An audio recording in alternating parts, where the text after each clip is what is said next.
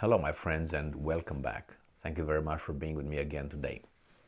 I have here an article from Insider where the author of this article gives us some information, and then I think the author, not I think, I know that she misleads us or misinforms us, trying to create a certain kind of opinion. And the opinion obviously is good people, bad people. So let's see what's going on over here. So this article comes from Insider, as I said, and the author is Isobel van Hagen. This article is from February 25, 2023. This is the title. Tense moment as Russia's UN ambassador interrupted a minute of silence for victim of Ukraine war at Security Council. I'm going to show you how she changes things here, or at least she ignores certain things, I think knowingly. But hey, if not, she's an ignorant and she should not write articles.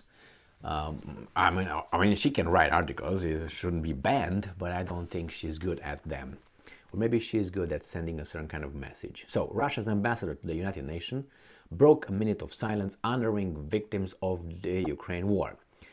Nebezhnya said that Council should honor, and I'm quoting, all victims of what happened in Ukraine, starting in 2014. So from 2014 on, all right? Not only from the 24th of February 2022. That's what he said. Remember, this starting is very important to what Isobel will miss.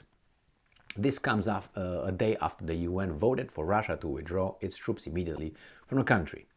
So Russia's ambassador to the United Nations repeatedly tapped his microphone and interrupted a minute of silence for, and I'm quoting, victims of aggression in the Ukraine war in a tense moment on Friday. Ukraine Foreign Minister Dmytro Kuleba addressed members of the United Nations Security Council in New York, asking them to stand and observe a minute of silence for those who had died on the first anniversary of Russia's invasion of Ukraine. Video shows members standing in silence when Vasily Nebezhnya requested to make a statement, and representatives sat down again to listen. And Nebezhnya emphasized that the Council should honor all the victims of what happened in Ukraine starting in 2014. Now, Isobel misses the starting. And he said, all of those who perished, all lives are priceless. I would say I agree with that, right? Yes. Now, it says that this is what she says, Isobel. Nebezhnya's mention of 2014 is likely referring to the Russians who died during the country's invasion and illegal annexation of Crimea. So she's not, remember, he said starting in 2014, so it's from 2014 until now, and she pinpointed to one event. Nebezhnya is likely referring to the Russians who died during his evil country's invasion and illegal annexation of Crimea. No, let me tell you, Isobel, what he refers to. Something that you're either not aware of or you are aware but you just spin it. He refers to this. When a group of, how do you call them, traitors conspired with outside forces and services to overthrow and succeeded in bloody overthrow of a legitimate government, democratically elected, something that you support 100%, I guarantee you. And that happened in 2014. And that those thugs, those guys that are by any law of any country considered traitors. Why? Because with the help of outside forces and services, with their support, they overthrew, right? Organized a coup, and it was bloody. People died. They overthrew a democratically elected, legitimate government. When these guys, that I said, by any definition of any country, that's treason, when they got the power, they were recognized by the democratic countries like United States of America and others, saying, yes, yes, yes, we don't denounce the coup. Overthrowing a democratic system, government. Imagine that, put it in a context, if you're not able, Isabel, to understand it like that. If you are from the United States of America, imagine that some Russians or some Americans, with the help of the Russian services, will overthrow it in a bloody coup the democratically elected government of the United States of America. And the next day, you're going to have a lot of countries recognizing the new leadership formed after they overthrew that legitimate government as being the legitimate government. Do you think that these guys who conspired with those guys and got support are not traitors? By all definitions, they are. So, after that happened, a portion of Ukraine, which is the Donbass, they said, you know what, we do not recognize these guys, these thugs. They are not the legitimate leaders of Ukraine. What did they do? What did those guys do? The new leaders. They sent the Ukrainian army, that means tanks and all that, to subdue these guys who said, we don't recognize you. Which, excuse me, would you recognize those guys? If you would, that means you are condoning, traitors. So then these guys were attacked by this, and they said, no, we're not going to just be like that. We're going to fight back. So, and then a lot of people died since then, and that was in 2014. That is what Nebezhnya, the ambassador, refers to, baby doll. So if you did not know that, now you know it. And since then, 2014, the fighting was ongoing until what? 2022. And that's why the Russians said, well, we had to invade. Our people, all right, have been killed by these guys. There were two protocols, agreements, Minsk 1, Minsk 2, that's supposed to work it out inside Ukraine without those, territories being taken away. What happened in Crimea?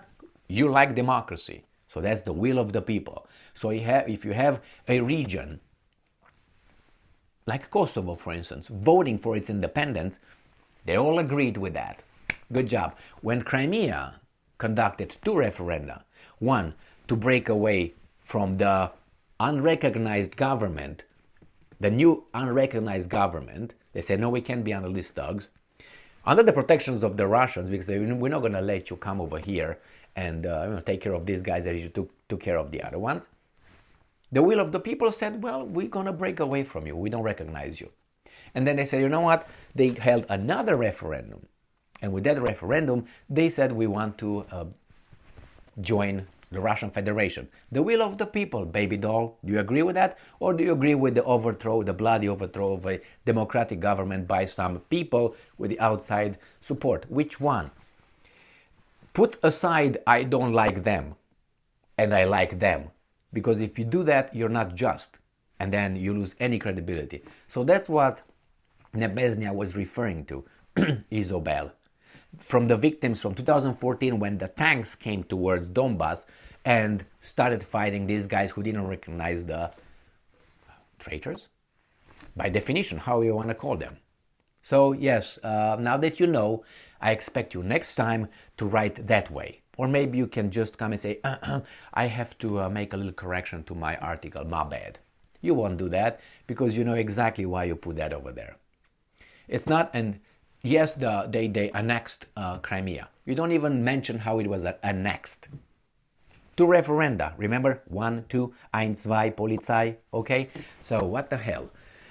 But we're dealing with these people. And if a person who doesn't know anything about everything I said here, this side of the story, they don't know anything about this, they say, yes, these evil Russians, man, they have, such arrogance to... First, they are so rude, and they interrupted the moment of silence that another guy determined it should be, like let's say the French guy would come and say, let's have a minute of silence, a moment of silence for Ireland or the victims in Bangladesh. Why is this guy going to be the one who's going to tell us all that we should do that? What authority he has? Because if we have like this, any country among all those people over there could stand up, every person say, oh, I want this. Oh, no, I want this moment of silence. Oh, I want this moment of silence. I really don't like when you hear someone standing up in a meeting and say, I want a toast. I'm about, who the fuck are you? And who the hell do you think that necessary if you don't stand up? Everybody's like, oh my God, maybe I disagree with his toast. Maybe I disagree with his moment of silence. Why that person? In this case was Kuleba. I understand that. Kuleba, foreign minister of Ukraine. But he didn't, he was referring to the Ukraine war victims, believe me, not the Russian victims, which they're none, right? Because there's no civilians bombarded by Ukraine whatsoever. That's what you're supposed to believe, okay? That's how the script goes, all right? So yeah, he was referring only to that. And then the ambassador said, no, let's include the other ones as well. Everybody was like, what do you mean, Isabel? The ones that you took over there through your bloody attack of Crimea? I don't remember any civilian dying in the Crimean annexation. Did you? I know they just went and told the Ukrainians, stand back or we're going to shoot if you attack. I think that was a little bit of like that between the military. There was no civilians dying in the annexation of Crimea. Again, she's lying by omission, by interpretation, by not telling you what happened. I mean, it was not like civilians died in Crimea, did they? And if they did, please let me know how many. So, you see, that's a weasel. And remember, if you don't know anything about a subject, anybody can give you whatever they want. And hiding behind the, what's the name, insider, what's the insider's name, you know, oh my God, it's on Yahoo right there. It's insider. Must have authority. They know what they're talking about. And we have plenty of these weasels who are just jumping on the lure that these guys cast in the pond. And then those idiots are arguing with people that might know something about it. And when you tell them, you know what they tell you back? Because they don't know anything of what you say. They say, well, because that person has authority and you don't, you're just another guy. But Isabel writes article, Emil, what the fuck are you talking about? Who the hell are you? You know, that therefore Isabel has authority and they don't know anything what Isabel tells them. Yeah, oh, Isabel, yeah, you're right. He's going to say, you must have this from, and here comes the character assassination. You're bad, you're a Russian this, you're this, and they start using all these cliches, you know, conspiracy this, stupid this, this, and they call you names. Why?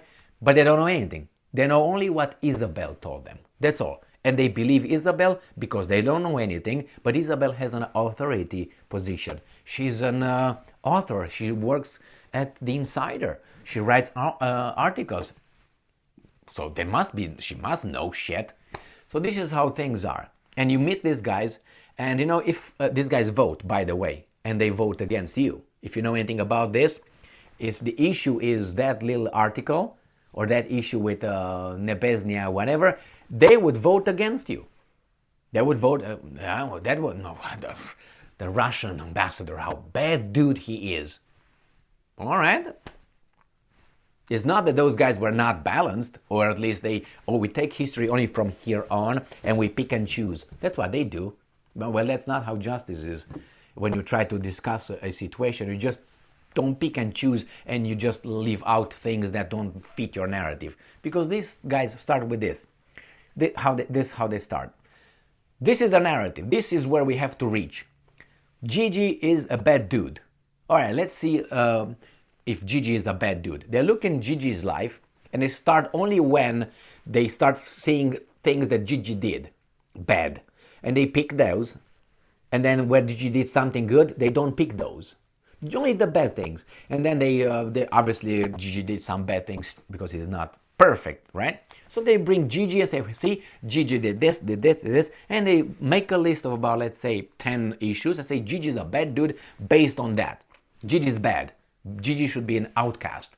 But then you say, wait a minute, our article or whoever you are, but Gigi did this, good. And they say, no, because the Insider or the newspaper, the mass media, the mainstream mass media did not tell us about that. You're lying. Well, do some effort and read. unless the insider tells you everything else is invalid? Yes. So then this person is going to vote against Gigi forever. Why? Because they don't know anything about it, they're lazy, and they're stupid because they read, oh, insider, let me stay with insider. Like a lot of people watch CNN. Again, watch CNN or watch only one little, echo chamber over there, and that's it. Watch that and see where that's going to get you. Very narrow. How do I know these things? By looking around, reading other stuff. Well, if you prevent me from reading, which is banning information, access to information, then I will know that, yes, Nebezhny was an asshole, and he was likely referring to the illegal annexation and invasion of Crimea. And that's it. That's what I would get out of this. He's an asshole, and he's such a bad dude. He interrupted the moment of silence by Saint Kuleba. And then he demanded that, even that when they actually attacked and they killed people in Crimea. Yeah, and this guy votes, all right? That's what bothers me a lot. That guy votes. Thank you very much for being with me again today. Stay strong, stay smart, look for the truth, and be just.